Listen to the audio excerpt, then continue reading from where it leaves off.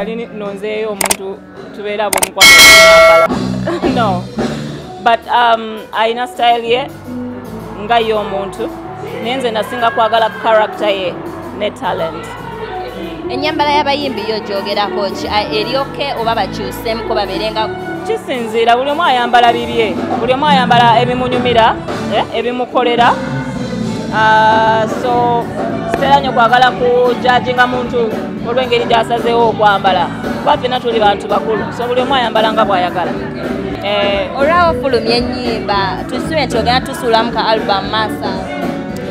Waliyo album, waliyo projects endala nnyingi ezijja mu maaso ezo so akwogerako kati.